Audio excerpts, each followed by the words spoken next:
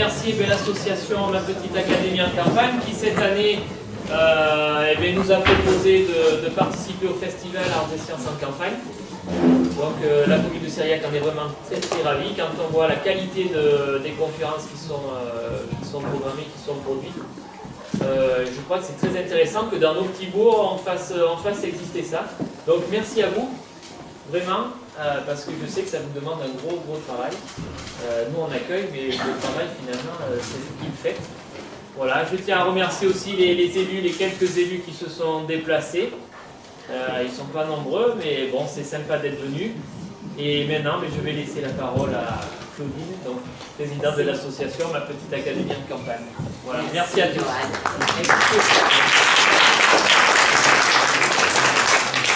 C'est vrai que l'association Ma Petite Académie en Campagne, quand nous avons sollicité la ville, enfin proposé à la commune de Sériac d'étendre ce festival, c'est vrai qu'on ne s'attendait pas à avoir un tel succès. On est très content que la salle soit pleine. Donc merci beaucoup à la commune de nous accueillir. Je pense que c'est intéressant peut-être cette délocalisation comme ça, de proposer, voilà, bon, certains sont là depuis 3 jours et je les en remercie vraiment. Et puis sinon, peut-être qu'il y a aussi des personnes nouvelles et qui découvriront le festival et qui auront peut-être envie de revenir une autre année sur un autre thème. Donc là, nous sommes cette année sur l'archéologie. Nous avons eu hier Stéphane Rostin, grand spécialiste de l'Amazonie. Il a vraiment arpenté dans toute sa dimension, et qui nous avait donc fait une conférence. Et il a accepté d'en faire une autre sur un thème, bien sûr on est toujours en Amazonie, mais sur un thème différent, hein, où finalement j'ai trouvé, Stéphane, qu'on alliait bien l'art et la science dans ce que vous nous proposez. Hein. Donc merci. Je vais donc vous laisser écouter cette intervention. Voilà, et puis voilà, bonne conférence. Merci.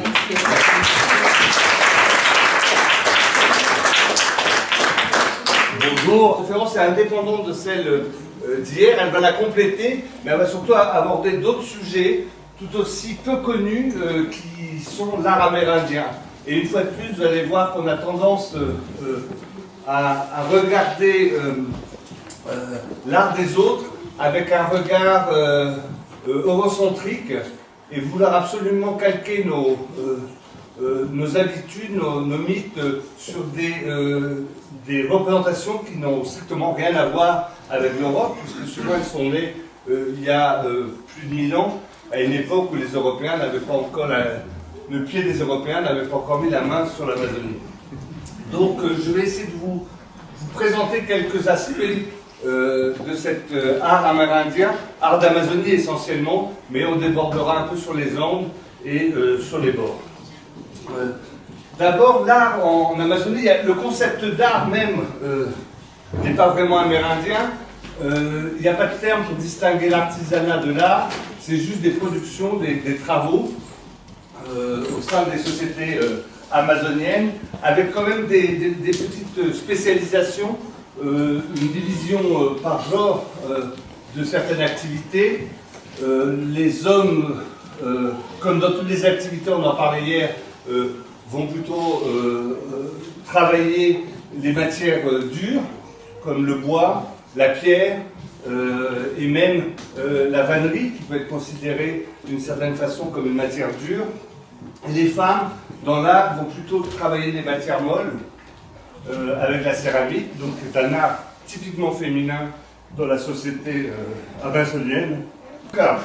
L'idée, c'est qu'on fait des bols, au contraire de beaucoup de nos céramiques, de nos bols par exemple en Europe, la décoration est à l'intérieur du bol pour être offert à celui qui boit le liquide. Et donc en buvant, il découvre le décor symbolique qu'il y a dedans, et l'extérieur compte assez peu en réalité.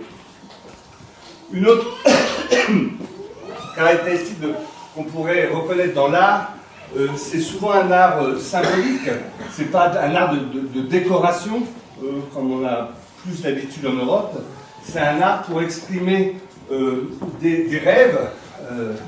La connaissance chez les Amérindiens ne passe pas, ils se foutent toujours de moi, vous voyez, quand on me voit ramasser des bouts de céramique et des bouts de cailloux, ils disent, comment tu peux reconstituer l'histoire avec ça, c'est absurde. C'est pas des déchets qui vont te parler de nous. Nous, on a une méthode scientifique pour reconstruire notre histoire, bien plus scientifique, on le fait à travers les rêves. Et donc ils écoutent leurs rêves, et ça leur permet, les rêves pour eux sont un accès dans un autre monde, intemporel, qui leur permet de reconstituer leur histoire, et pour eux, ce sont des faits solides qui passent par leur tête la nuit, et ils y croient beaucoup plus. Et quand on n'a pas les rêves, on atteint cette connaissance par des prises d'hallucinogènes, alors des poudres ou des boissons, et là vous voyez un chaman Yanomami du sud du Venezuela, sous transe, en train de dessiner ce qu'il voit dans l'autre monde, dans l'au-delà. Donc c'est plutôt un art qui représente des mythes, qui représente des symboliques et qui permet d'atteindre l'autre monde.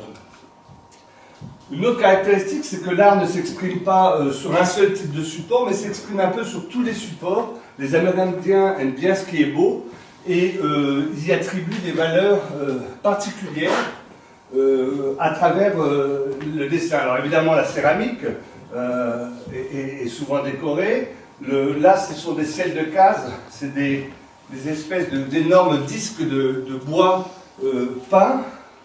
Alors, ce n'est pas de la peinture, vous voyez, là, ce sont des argiles naturelles, naturellement colorées. Alors, il y a du kaolin, il y a des argiles ferralitiques, et qui sont imposées pour dessiner les êtres du monde de l'au-delà. Vous l'avez aussi en vannerie, et puis vous avez sur la peau la peau qui permet de donner une identité aux personnes, on va le voir. Donc je vais présenter, diviser en trois parties cette présentation. Je vais essayer de parler un peu d'art comme une recherche d'identité, de socialisation et d'homogénéisation du groupe. Après, on va prendre l'exemple de la céramique pour voir ce qu'implique la céramique. C'est pas que de la vaisselle, vous verrez. Et on terminera par de l'iconographie, essayer de comprendre ce qu'il y a derrière cet art, ce qu'il représente. Et donc, pour l'identité, je vais prendre l'exemple du site de Chiribekete, désert, c'est 1/5 de la France, le parc de Chiribekete. Donc, c'est des grandes... En tout cas, il y a des gens qui sont venus peindre, et apparemment, ça fait 20 000 ans qu'ils peignent sur ces parois. Alors, c'est des pictogrammes, à mon sens, ce sont des peintures représentant toutes sortes d'êtres. Et je dis bien des êtres, hein, n'essayez pas de reconnaître une chauve-souris là ou un oiseau là, c'est plutôt des représentations de qualité animale ou de maître des animaux. Et je dis que ce sont des pictogrammes parce que ce sont des scènes qui sont représentées. Ça se dit un peu comme une bande dessinée, sauf qu'évidemment on n'a pas de pierre de Rosette pour pouvoir traduire ces motifs. On peut essayer de deviner, alors là on voit quelqu'un qui monte sur une échelle. Donc ça représente une action, probablement dans un mythe. On est en train de vouloir représenter des actions, des histoires, plutôt que de la simple décoration. Ou alors ces quatre êtres qui en tiennent un central par des lassos, on se doute bien qu'il y a une histoire derrière. Ou alors ces espèces d'orans qui marchent à la queue leu-leu. Alors c'est pas leurs bras, on croit que c'est leurs bras, mais regardez, ça part. C'est de la bouche que parfois des fumées ou des. Alors, on pourrait interpréter de plein de manières. Alors pour moi, ça évoque clairement une danse des esprits sur le dos d'un animal originel. Alors, c'est pas le jaguar, parce que il nous impressionne le jaguar, mais les Amérindiens ne sont pas spécialement impressionnés par le jaguar. C'est le jaguar comme représentation de la force, de la puissance. Le jaguar, c'est une brute épaisse pour les Amérindiens. C'est pas l'animal roi, c'est pas le héros. Et là, cette idée de transporter les esprits ou les humanités originelles, on va le retrouver partout dans le monde amérindien.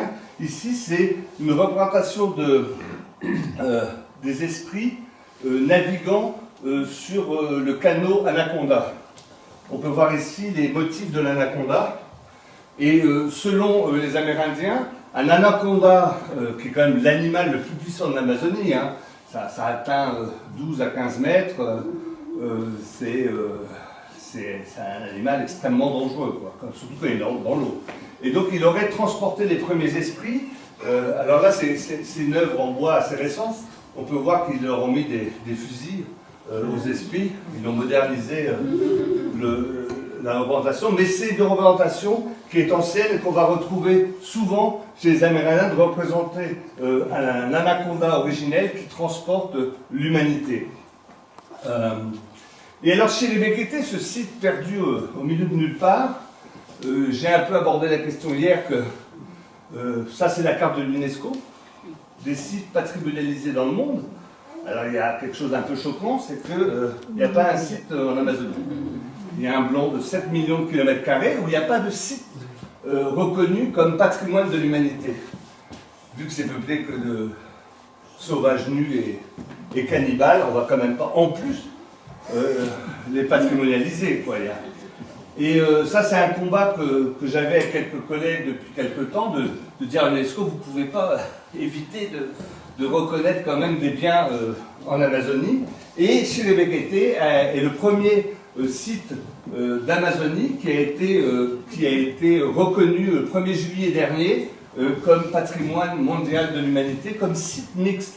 Ce qui est bien plus intéressant et bien plus dans l'esprit amérindien, on ne reconnaît pas juste l'œuvre, mais aussi le paysage qui est autour. Puisque les Amérindiens, comme je vous le disais, reconnaissent de la pensée, de l'intériorité dans les paysages même, dans les êtres qui les habitent, mais aussi dans les paysages. Donc là, c'est l'ensemble du parc de Chiribekete, donc un cinquième de la France, qui a été patrimonialisé. On verra ce qu'il en ressortira, mais en tout cas, il y a une reconnaissance sur des sites qui, de prime abord, n'intéressaient personne. Et on va les retrouver même dans la grande presse. Bah, si on peut dire que Paris Match, c'est la grande presse. Et les plumes ont une histoire européenne, je veux dire, assez étonnante, puisqu'elles sont à l'origine d'une parure typique européenne. Les premiers, Christophe Colomb, lors de son premier voyage, a rapporté des Amérindiens à la cour d'Espagne. Bon, ils sont vite morts parce que les maladies ont fait qu'ils sont tombés comme des mouches. Mais donc cette habitude a été poursuivie, notamment à la cour de France. Certains voyageurs du XVIe siècle ont ramené des Tupinambas, c'est-à-dire les populations de la côte du Brésil, qui n'étaient pas encore morts. Comme ils étaient un peu cannibales, on les a vite zigouillés. Mais donc au départ, on en a rapporté quelques-uns. Et ces guerriers cannibales avaient une particularité, c'est d'avoir une couronne de plumes dans le bas du dos pour leur danse. Une espèce de grande plume, vous voyez, on la voit là. Et cette couronne a donné naissance à le roi a exigé que les femmes viennent aujourd'hui viennent au bal avec des plumes, alors c'est des plumes d'autruche en l'occurrence, et le dernier avatar de cette parure féminine se retrouve encore de nos jours dans certains lieux parisiens où on abuse encore de la plume comme parure féminine. Mais l'origine, c'est bien les Tupinambas cannibales de la côte du Brésil qui ont inventé la parure corporelle un peu envahissante de la plume. Donc c'est pas des boas, c'est des anacondas à l'origine. On racontait ces mythes au coin du feu, avec souvent beaucoup d'humour. On parle toujours de l'Indien bravo, l'Indien qui fait la gueule. En fait, les Indiens ont beaucoup d'humour et dans leur représentation, il y a toujours de l'humour. Et la potière était coutumière du fait d'exploser de rire, parce qu'on dit des blagues, alors souvent un peu graveleuses, hein, mais on aime bien rigoler. En tout cas, c'est un aspect de l'art amazonien que je voulais vous présenter.